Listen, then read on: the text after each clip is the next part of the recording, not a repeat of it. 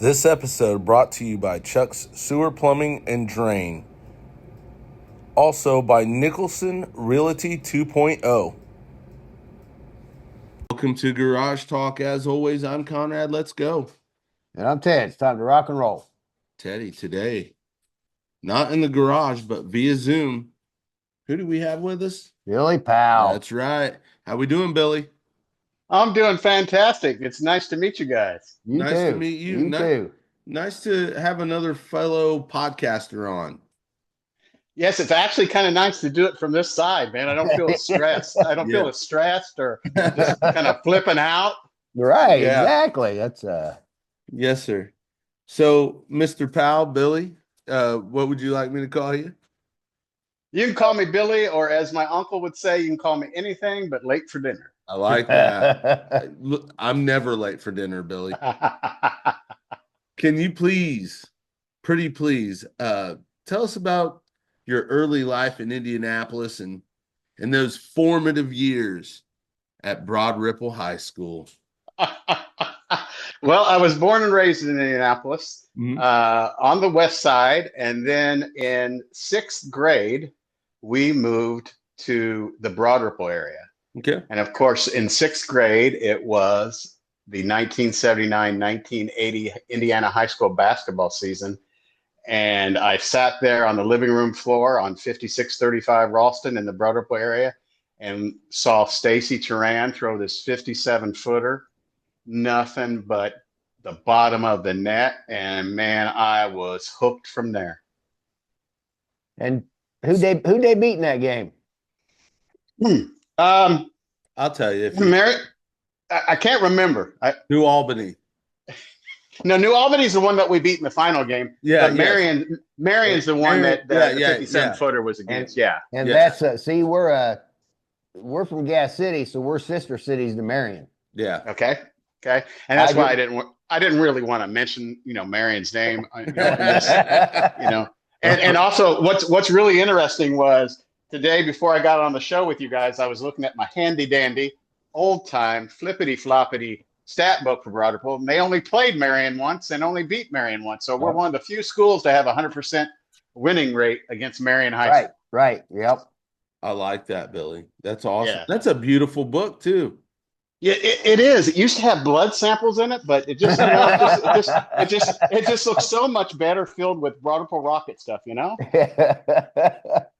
And then of course, Ted's old heart here. He likes to write things down. And then, of course, after watching Broad Ripple win the state championship, my family who lived in Hallville, which if you lived in Hallville, you probably went to Washington High School, the same place that Billy Keller played, George McGinnis played, Steve Mounting played, John Sherman Williams played. And that's where they really took me after sixth grade to really get into the basketball fame, because I went to junior high, of course, right on the corner of 59th and Kessler in Indianapolis in the Glendale area. And I, of course, didn't make it to Broad Ripple until 82, 83. And then that's where kind of my love of basketball, man. It's been a family oriented. Yep. And then you moved on to an even greater place for basketball. You transitioned into Indiana University. Well, first I went to Indiana State University. Yes. Graduated there with a history degree. One of the great stories, though, of going to Indiana State University when Bloomington is down the road about 50 miles, is in Cromwell Hall. There were 4 residence halls at Indiana State in Terre Haute, and we watched the national championship game, which of course was Indiana and Syracuse. So that timeout before Keith Smart takes the last shot, I get up off of my top bunk and I go, I can't take it anymore, and I go out on the 10th floor at Cromwell Hall. I'm walking up and down, and all of a sudden, not just Cromwell Hall, but all 4 halls you could hear erupt. And what was really it's kind of cool. It's kind of like, if I didn't go out in the hallway, would Indiana won the national championship? So I think I kind of deserve a ring. But on the other thing was, just think, most of the Indiana State University basketball players lived in Cromwell, where I lived. And to hear the rest of your school go crazy about another school and what they just accomplished in basketball had to be heart-wrenching. Yep.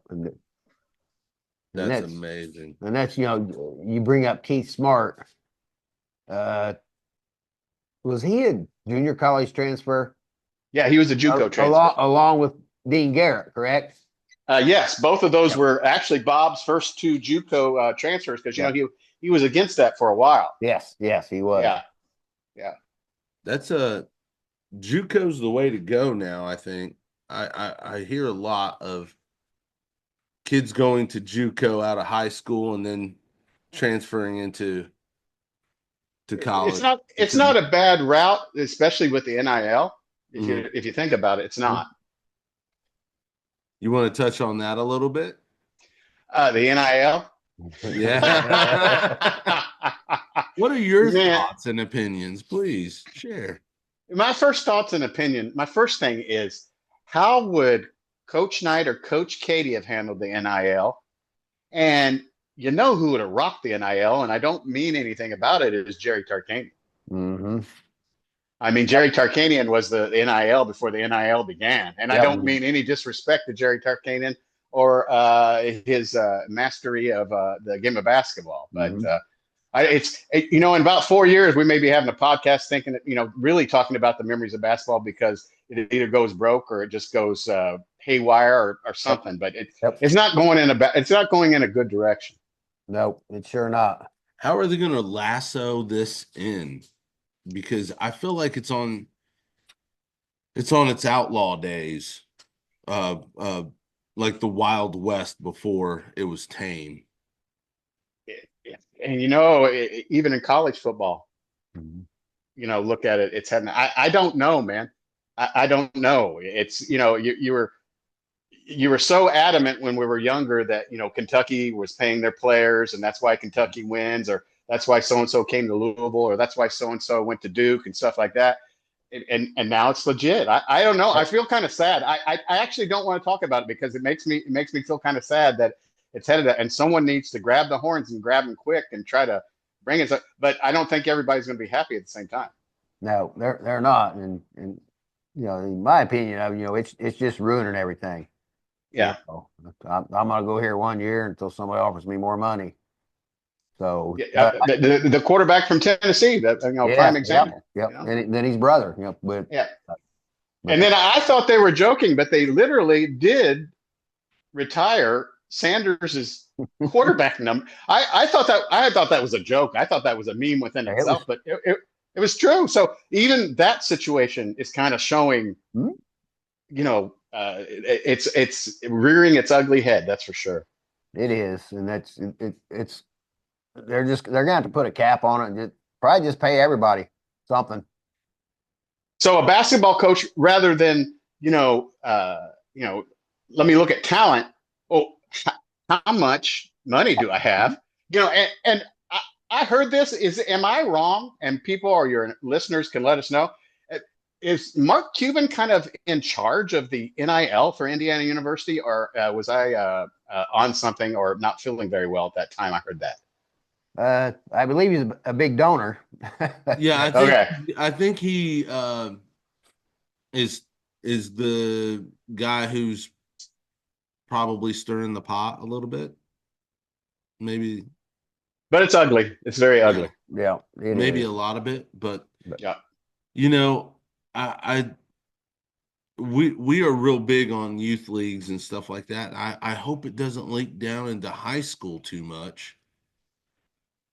No, I mean, and the game of basketball in Indiana in high school can't take much of a beating either, too. You know what I'm saying? Yeah. That's in Indiana, you can play basketball here at Mississinawa for a year, and then if you're not happy with the coach, you can transfer over to Marion, or you can transfer over to Madison Grant.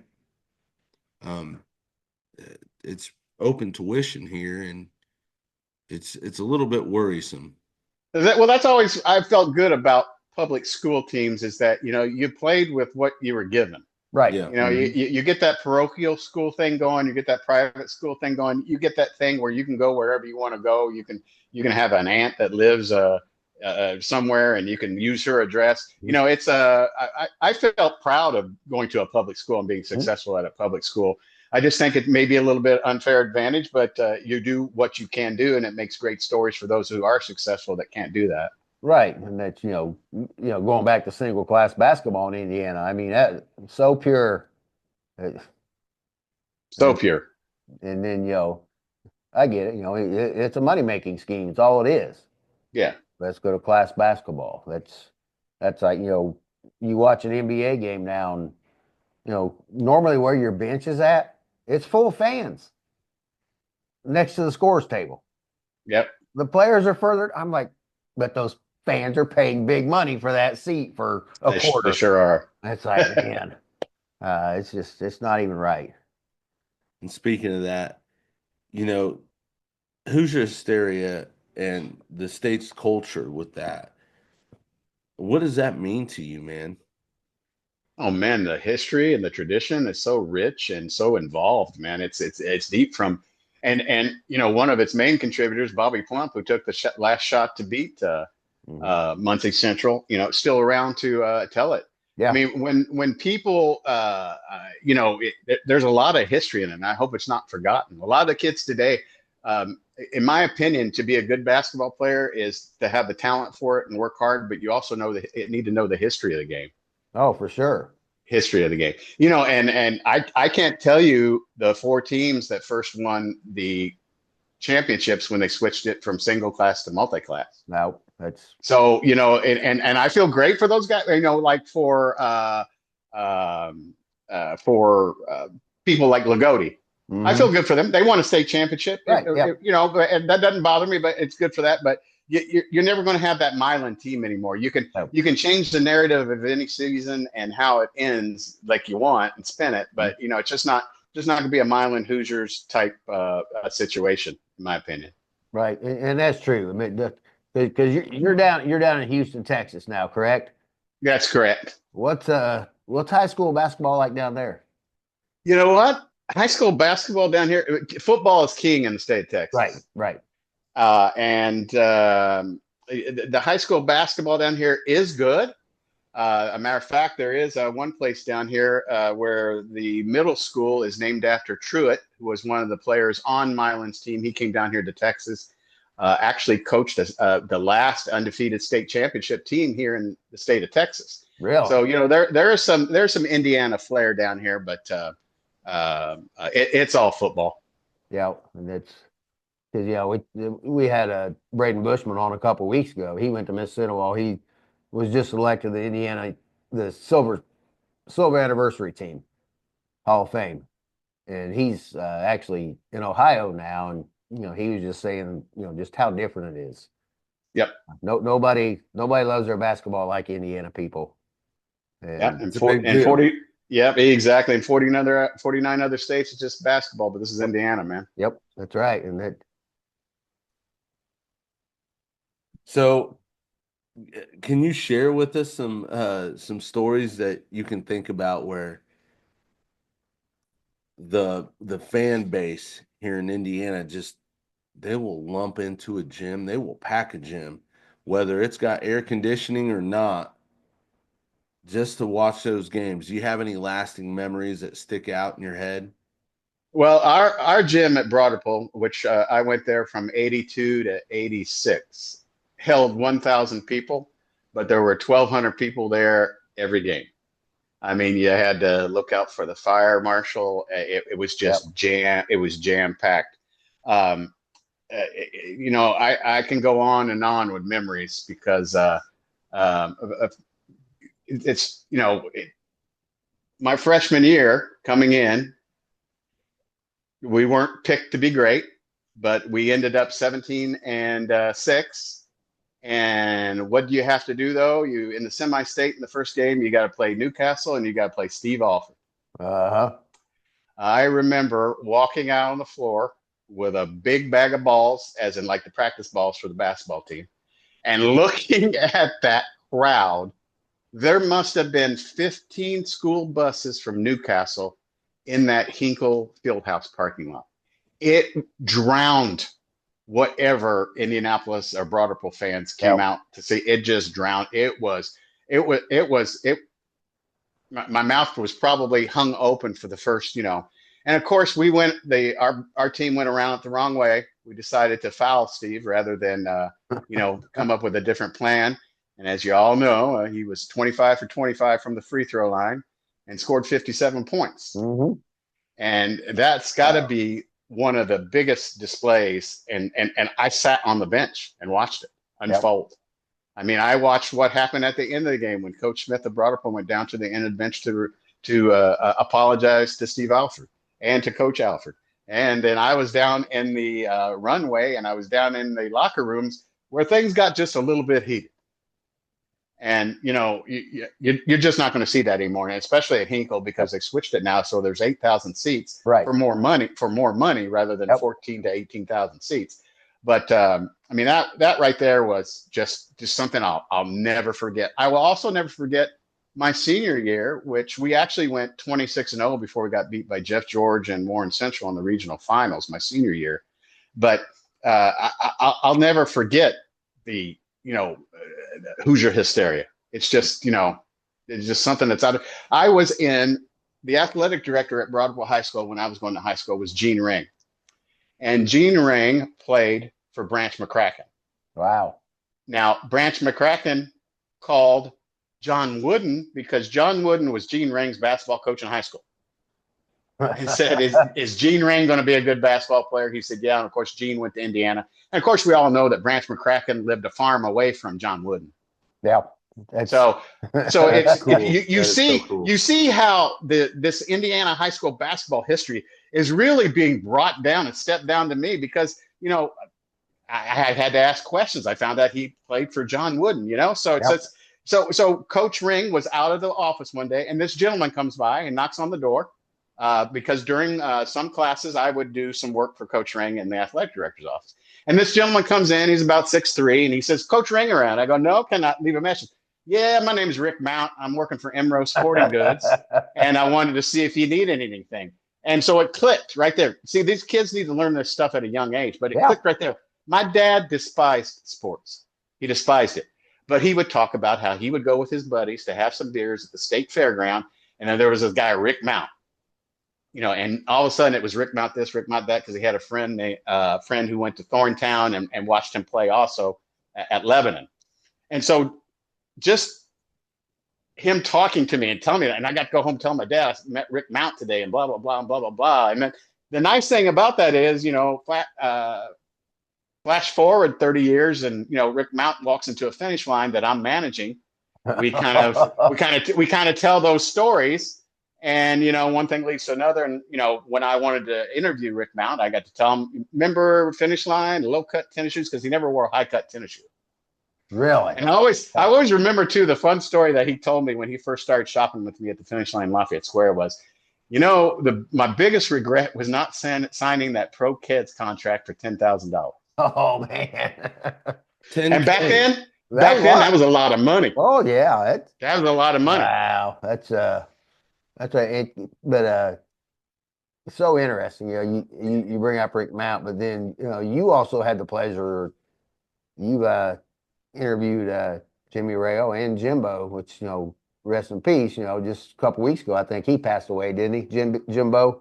Yeah, and that was kind of and that's why I kind of do what I do, is because there will be a lot of players that will pass away that family members didn't know that I did shows or did recordings. Mm-hmm. And then all of a sudden they're like, oh, for example, there was a big guy. He actually won 10 rings, but he played at Tennessee, but he's from Indiana. His name is missing right now. But their family didn't know that he was a scout for most of his world championship rings. Okay. But his family didn't know that we did an interview. His name was Bumper Termolen. Okay. Sorry about it. Gene Bumper Termolen, played for Tennessee. Was coach for the Hawks, was a scout for the Lakers, but nobody, but his story is out there now. And that's why I do. And someone called me and thanking me for that. Mm-hmm. It's bigger than someone, giving you a check, if that makes sense. Yeah, exactly. So, yeah. Well, that's pretty cool. What's been like one of your major drives in documenting and sharing Indiana's basketball stories? I mean, that what you just shared with us is, did you ever think that was going to happen? Like people calling you and saying thank you? or is it the love of the game?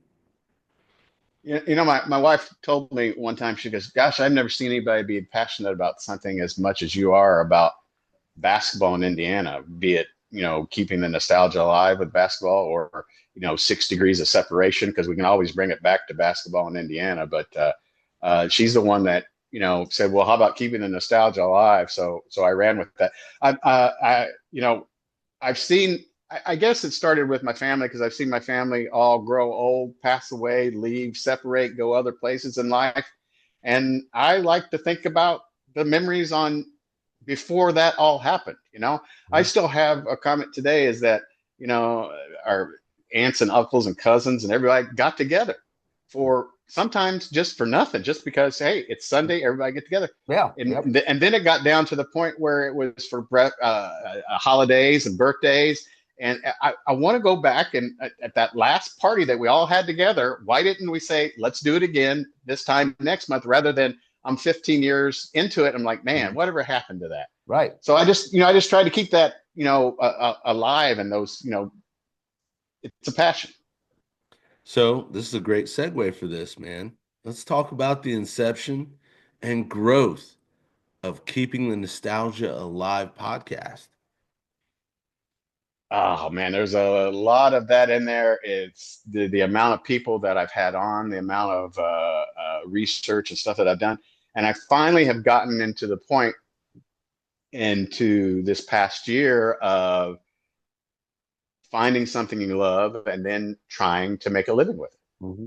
So, I mean, you guys know as podcast hosts that, you got to get that engagement up. You got to get those apps. You got to get those hashtags. And in this business, it is hard to do. And, it was a 10-year period before I got to a point where, there was, something there. And I felt like I can continue and going on because A, I want to do it. And B, now I'm getting some kind of recognition or making some little funds on the other side, but still sharing something and teaching something that needs to be shared and taught. That search engine optimization, it can be confusing, but those keywords are important. I'm telling you this, man. A lot of people can do what we do, but when you type in Michael Jordan, you're going to get the top 10 Michael Jordan pictures. Yep. Yeah. Okay. So that's great. That's great. You did some research on Michael Jordan. There you go. You can give me 10 pictures. But I start typing stuff like Indiana University Digital Archives, Indiana University Old Artibus yearbooks, Indiana, and the deeper you search and the more you click, these hidden gems are there. And I can tell some people are finding those hidden gems because a lot of people like to do what I do. I also I try not to focus on the same person every time. I try to find some, and it's really weird how I get my inspiration too. It's a rabbit hole. Yeah, it is. I'll be starting. Like Oscar Robertson, and all of a sudden George McGinnis comes into play, and also Hinkle Fieldhouse comes into play, or Purdue comes into play, or the movie Hoosiers comes into play, or Gunnar Wyman down at Tell City comes into play. There's all this. There's all this stuff that gets you that, and it's almost too much sometimes. Yeah, I can attest to that. But like you said, the deeper you dig, you find for what you're looking for. Like you said, there's just so many other things that just sprout from that. Yeah, so many other stories you can do from, and it's amazing. Yeah. I find myself getting off on exit ramps that lead to a really cool story that me and Ted have. I'm like, Ted, we should explore this because look what I found. And we're like little kids because now it's to the point where when we don't shoot a podcast, we feel it's an unfamiliar feeling. We love doing it. Echoes of Memories. Basketball from Indiana, man. Self-published work. Yeah, I did this whole beautiful book, and I ordered all my books, and I forgot to put a title on the spine. You should have seen me. It was nice. Everybody that is in this book, I have a couple stories in there of myself, but most of it is all stories submitted and donated, and I'm redoing that with some other insights in it. But yeah, self-publishing kind of sucks unless you really, really know what you're doing. Well, I kind of think that's a little bit genius because if you're looking for that book, it's the one with the title not on the spine. It's like Billy Ripken's baseball card. That's exactly right. See, you're a genius and didn't know it, man. Don't you love when that stuff happens? Some things are meant to be. That's true, but I really did not mean it to be nothing. Just to be. I mean, it's not called the White Shadow or the Blank Shadow. You know what I'm saying? Mm-hmm. Now the White Shadow was basketball stuff. That's true. And if he had NIL money, he would have had one hell of a squad, wouldn't he? Yeah. Well, that didn't come out till what was the 70s? Well, what was that? The movie Nick Nolte did. Blue Chips. Chips '93. Yeah. Yeah, that was Blue Chips was ahead of its time. That was and that's but like Billy said, you go back, Jerry Tarkanian kind of, Yep. But man, what a team he put together. Yep. Wow. So with you, Billy, not just keeping the nostalgia alive. For me, it's the importance of your storytelling and the preserving of sports history. That's what we're captivated by. Mm-hmm. It's documenting the past so the future can remember. Right. And you if you don't know where you came from, it's going to hinder like maybe where you're going to go. Mm-hmm.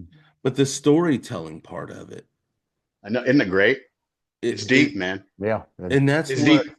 Touches people. Mm-hmm. Oh man, I found a photo yesterday of Dave Shalehouse, who was an All-American at Purdue.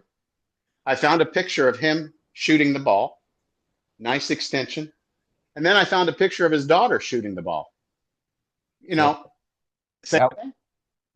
So and being able to find that and to compare that. Yeah. Yes. Full circle. Well, yeah. Yes. Because I saw that picture yesterday, and then you post the one today with the IU jersey. It's got the little. Yeah. Yes. Can we figure out what that is yet? What's interesting is that I've got a picture of John Havlicek's jersey, and they used to wear onesies. Yeah. Yep. I mean, I'm going to say that those are buttons down below that buttoned inside the shorts, so that you didn't have this horrendous uniform thing that happens today. But yeah. But yeah. So I have a blast doing it, as you can tell. Yeah, I love it. It's great. That's let me I want to throw some Indiana colleges out at you. You throw out who you think's their all-time best basketball player. Okay. Let's go Notre Dame. Man, Notre Dame. What a weird school for basketball in the state of Indiana. Yep. I've had Digger Phelps on my show. Right. Great guy. Man alive. Orlando Woolridge, Kelly Tripucka. Yep. And I'm sorry, the one that could score at will, Adrian Dantley. So I'd have to put AD on the top of that list. Yeah, I think so. That's but they've always had some talented ball players up there. I mean, yes, they have, and I've been to the Final Four, but couldn't get over the hump. Right. All right, let's go back to one of your schools. Let's go to Indiana State. We know who the answer is. Who's number 2? Carl Banks. This guy does this stuff. He would have said, "Who's your number 4?" So I guess after that, I mean, I'm sorry, I have to go with John Sherman Williams because I got to watch this guy play. I got to watch this guy play in high school. I got to watch him in high school. He actually worked for me part-time at the Finish Line. Really? Now, let me give you a little rundown here. So we'd go over to Ben Davis, or we'd go to the Jordan YMCA and play basketball. And here's my squad at the Finish Line. Guys, do you want to come and play with me? I never got off the court because of this team I picked. I had Scotty Hicks. I had Scotty Hicks working for me, who went to Notre Dame. I remember that name. I had John Sherman Williams for me, who played at Indiana State. Mm-hmm. I had Mike Land, who played with Eddie Bird from Springs Valley. Mm-hmm. So, when I went places, I got to play a lot of basketball, even though, I wasn't very good at it. Right, I did. So, but I would say John Sherman Williams would be my second, but I am a little bit biased with that at Indiana State. Yep. And that's, okay. Purdue. Man, there's a lot of stuff at Purdue, but, based on statistics and what he brought to the school, I have to go with Rick Mount. Okay.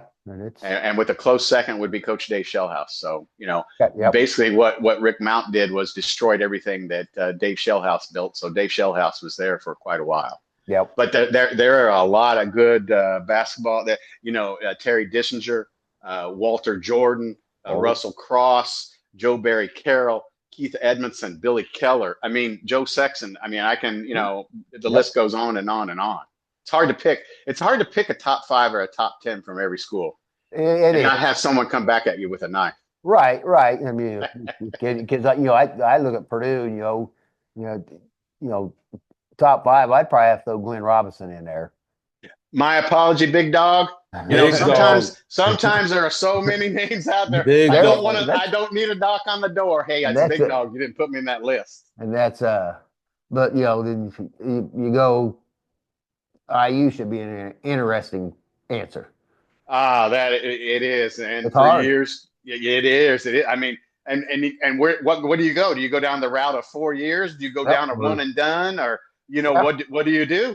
I know. So because you got Big Mac, you got Steve Alford, you got Eric Gordon, you got Walt Bellamy. I mean, the list goes on. The list goes on and on and on. It's I crazy. think we could spend a lot of time just building the criteria for this. Oh, you could do a top 25 of Indiana University basketball players, and people would come back with some of those in top 5 sets. Yeah, and that's be like even an all-decade team. I mean, exactly.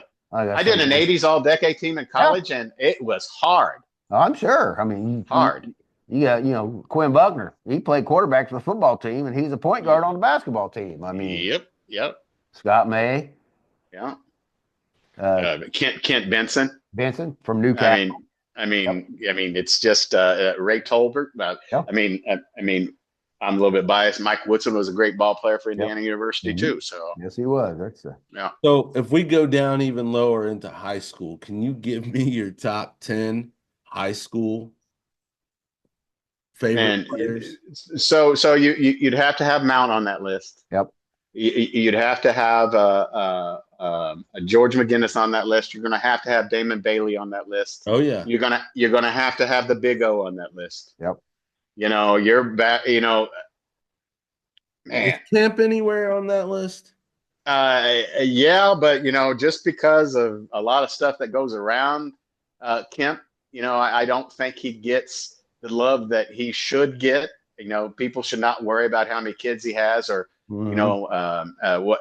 if he took anything at Kentucky, or one of my greatest stories that I have heard, which I believe, was that Keith Smart was Sean Kemp's representative at IU when Sean Kemp came to Indiana and wanted to take a look around. Yep. Have you heard this story?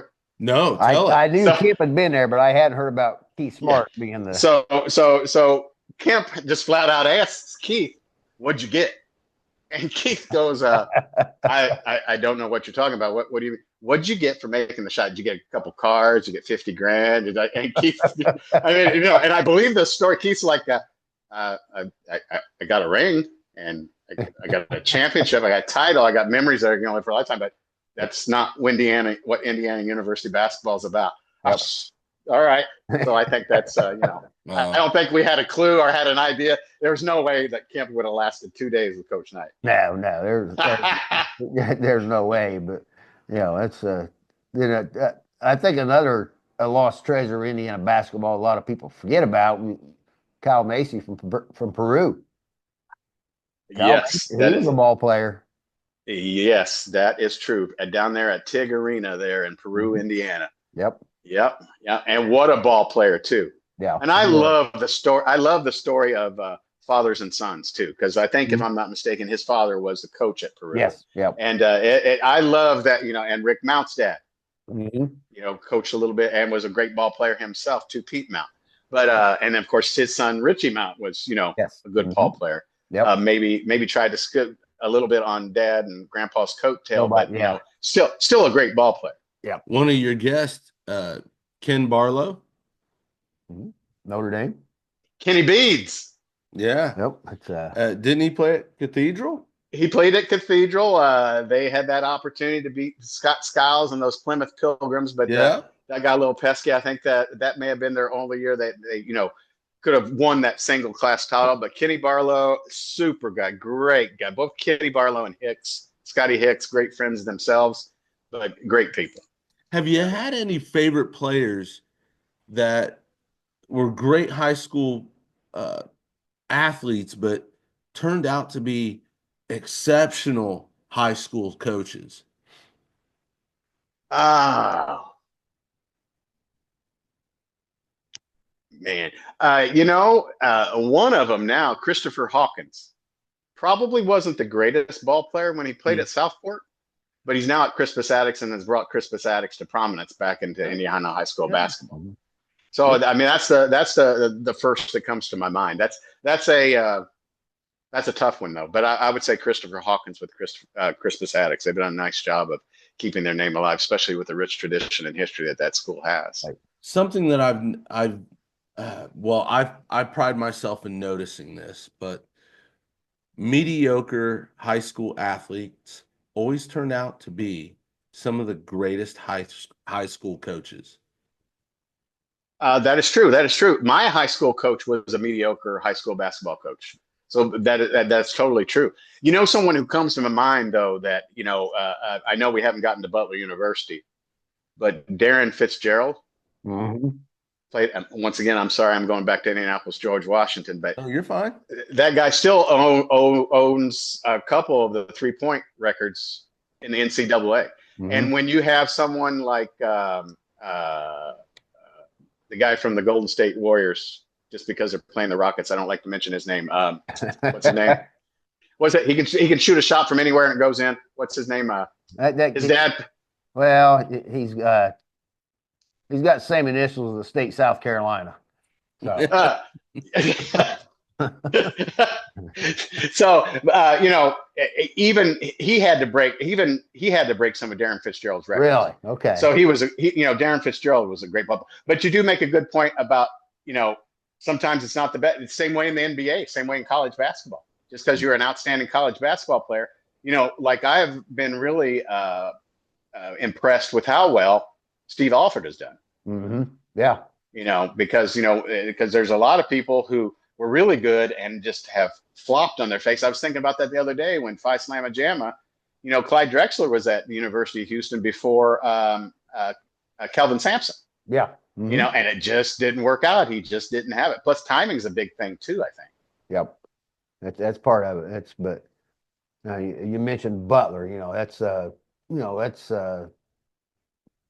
who we going with their all-time top player? Man, there are some There's a lot. great players, There's a lot. great players that for Butler. I mean, it's hard. It is hard to pin. Do you go historically with Bobby Plump, who put them on the map? Do you go with oh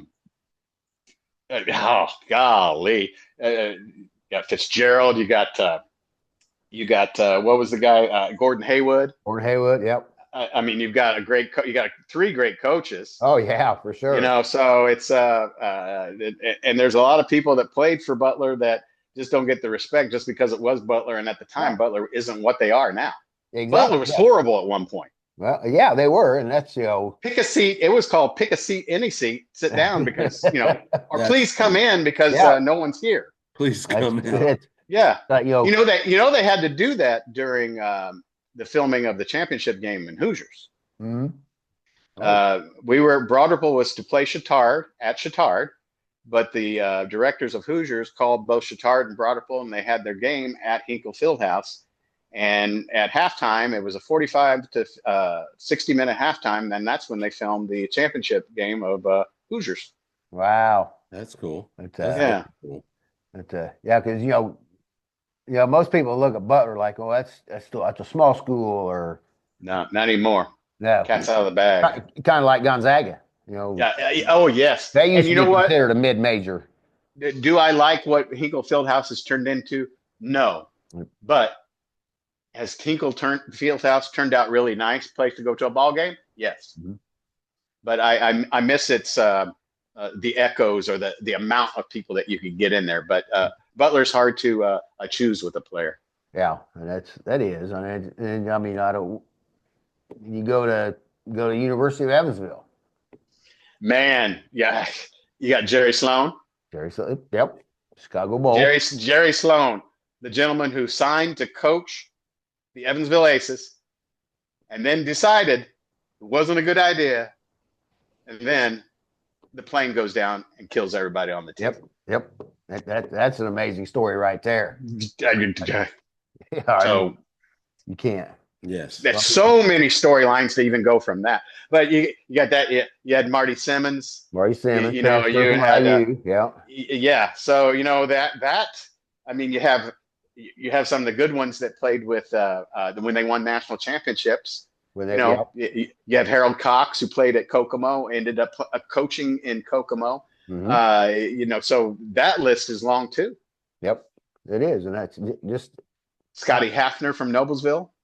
So it's I probably have to go with Jerry Sloan now. Yep, because that's you think Jerry Sloan, go on, he played for the Bulls, a couple other teams, and he coached the Jazz for close to 20 years, wasn't it? I think he took them to the playoffs for 20 years in a row. Yeah, it was. I don't even know if someone's even eclipsed that record. Yeah, so right there's a really good college player that turned into a good professional coach. Yes. The evolution of the game, Billy. Where do you think it's going to end up with college? And I don't see it going. I enjoy the talent that's out there and the game that is played.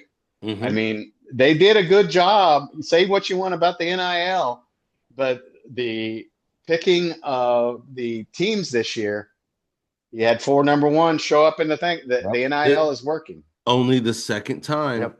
Only second exactly. In history. Exactly. So the NIL is working for it. So I just hope they put someone in charge of it that can get a grip and they don't destroy it. And I'm not ashamed of it. Every year I do a bracket. Every year I am extremely disappointed in my bracket. I picked a couple Cinderellas that I was like, they've got to be patting themselves on the back. They've got this right. It's weird. It's there were this year I picked all 4 of the number 1 seeds to meet in San Antonio. Mm-hmm. And I had Houston beating Duke. So it's nice call, by the way. Yeah, but you screw one of those games up, you're done. Yeah. My wife picked North Carolina to win the whole kit and caboodle. I was cheering on Auburn. Yes. Oh, and Bruce Pearl had deep pockets before the NIL. Yeah. So Bruce Pearl is just loving this. But no, I like how Bruce Pearl coaches his team, and I like his style. And he was at University of Southern Indiana for 9 years. And that's speaking of that. Okay, we jumped off on coaches real quick, but what about IU's hire? IU is going to do what IU does. I'll just now. You look at this guy, fantastic. All the people they've hired since Coach Knight, good. Yep. Just haven't worked out. You just, you from what I've seen from this guy, it'd be great if he becomes successful. I don't want Indiana not to be successful. Right. And I mean, you got to remember when I graduated from Indiana State University, the first thing I did was after I got a job was I took a class at Indiana University so I could be an alum, even though it was a physical education course. Yep. So it's I think they're going to do well. I do think I don't think it's going to be immediate, but Yep. Coach Woodson had a little bit of success immediately, but Yeah. there was some stuff in the cupboard though with Coach Woodson when he took over. There Yep. was literally nothing in the cupboard except father and son after Right. Now, yeah. And yeah, that's true. I mean, yeah. I always thought Tom Crean was the best hire since Bobby Knight. And so did I. And I knew Archie Miller was kind of probably the wrong way to go, but hey, Yeah. evidently someone there is that's why they make the big bucks, a lot smarter than us three are. But Yep. I hope the best for him. Right. So, and I hope it's instant gratification like it is with the football team. Yep. And This is the most fun I've ever had with a football team in my entire life. Oh, it's crazy, isn't it? But I also tell my wife too that all these things, Indiana State went to the final of the NIT. Mm-hmm. You know how Indiana State went to the final in 1979? You know how hard it is to get back there and do that again? Yes. There's no doubt about it. And yeah. And speaking of that 79 title game, I think those two players in that game are what turned the NBA around back in the day. Turned the NBA around, or it made basketball into what it is today. Because and there's been a couple players that have really tried to put it back to where it was, but Yep, and it's the NBA needs turned around again because I can't watch. It's a travel fest. Well, it's so different than when I was a kid. Well, no. Yeah, because nowadays you got load management. Okay, let's take a day off. Come on. Yeah. Okay, say one more time. Sorry, my ear fell out. We were talking about how the NBA needs another step around. They need to I don't know, not reassess, but it's a travel fest. Oh my gosh, is it travel fest? Are you kidding me? That's just you're just every time an NBA someone gets the ball, you're counting 1, 2, 3, 4. Yep. Well, and then there's something else I've really noticed this year too, and it's trickling down to high school too. There used to be a call called a carry. Oh my gosh! I haven't heard a carry call in a long time. Every dribble, the ball is their hands under the ball. And that's why I wasn't very good at basketball, because I carried it all the time. And you got called, man. They don't call it. No, they don't. Nope. And then the pivot foot. If you watch that pivot foot, and I know I only watch these rule things when it's a team that I don't want to win. Yeah. But we can all be those armchair quarterbacks or armchair basketball coaches. Right. Yeah. Then I got a problem with it too. Like the load management. They're taking days off. Oh my gosh, the NBA playoff schedule is redonkulous. Yeah, they might as well make it a 12-month year sport. Either that or go like, oh, we played game 1, and a week from now we'll play game 2. Right, literally, the game of the week are the playoffs. Yep, and you should. So we have these things that we put up here in the house. So for the month of March, we put basketballs up. For the month of April, we put Easter bunnies up for the grandkids and everything else. Mm-hmm. I've told my wife one time, she's like, we're going to take the basketballs down. I go, well, the NBA is going to play until July. Yeah. And she goes, we'll keep it up for March Madness, but we're not keeping it up till July. We're not. Yeah, we're putting Easter bunnies. Yeah. Well, Teddy and I was just watching the Pistons and the Knicks play, and I've never seen a playoff game where there was a ton of empty seats. Yep. There was a ton of empty seats. No, and that's what the NBA and professional sports is doing too. They are literally getting rid of the middle class sports fan.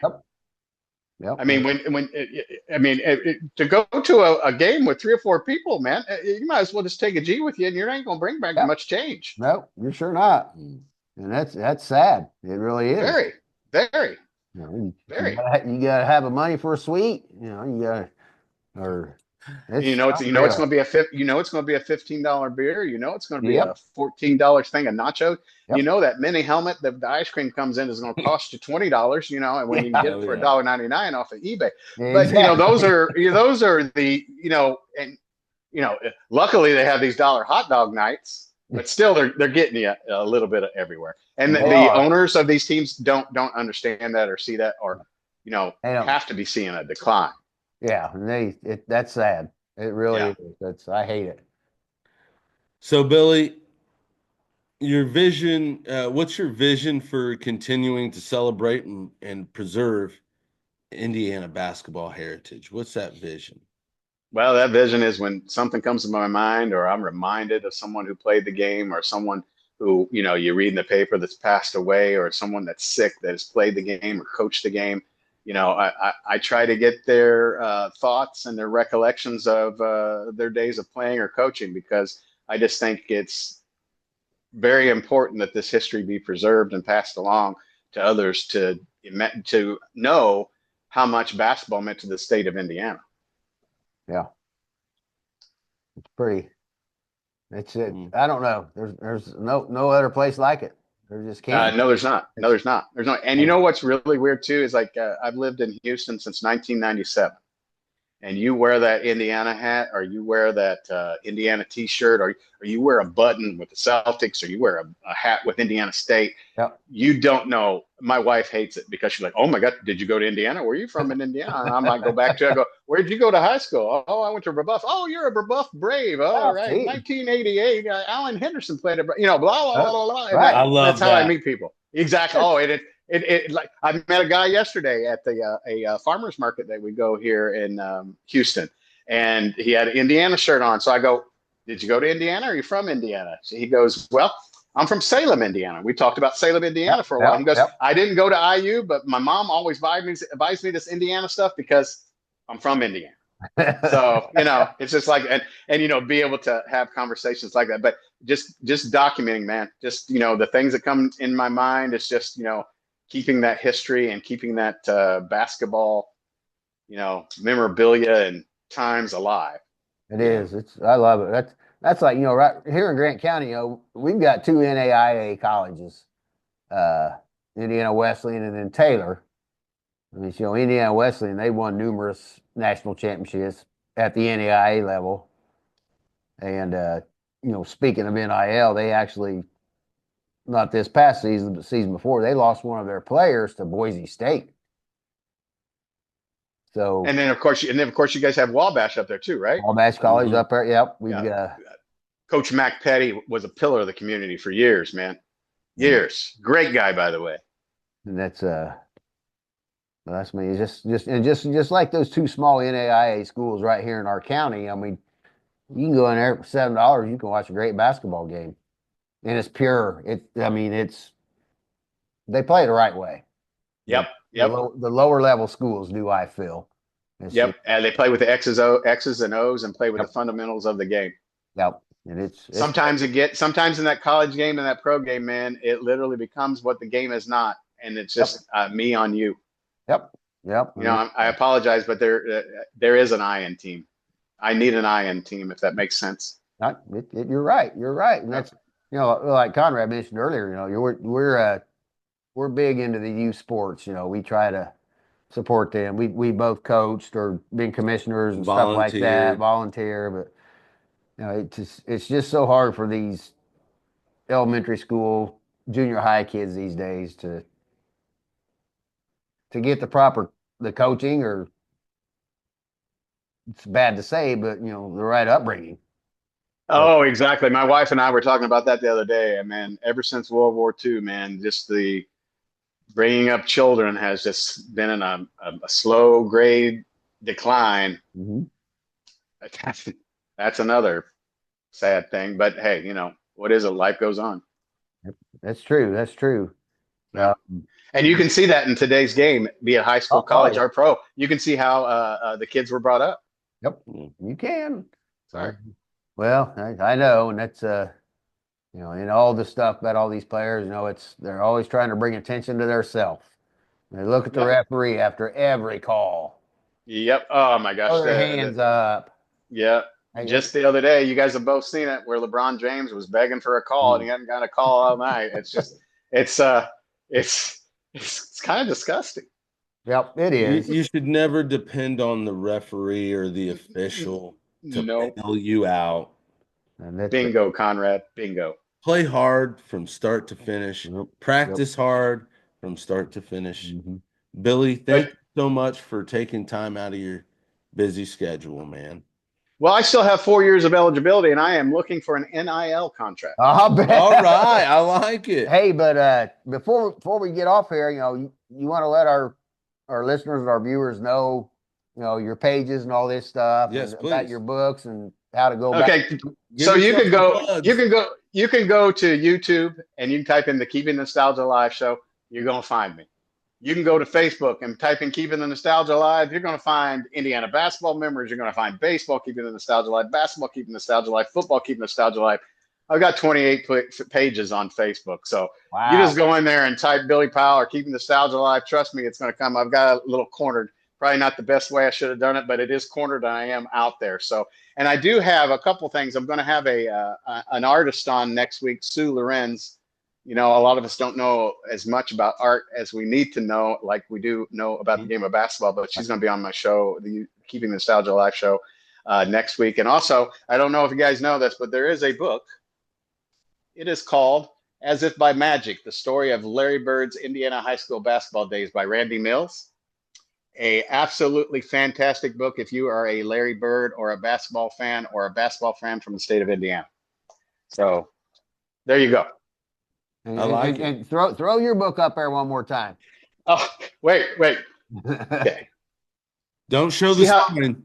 See how clean it is. It's clean. It's nice and clean. There's no spine, but it is called Echoes of Memories. So you guys could go to my page or go to my. You can follow me at William Powell on Facebook too if you'd like.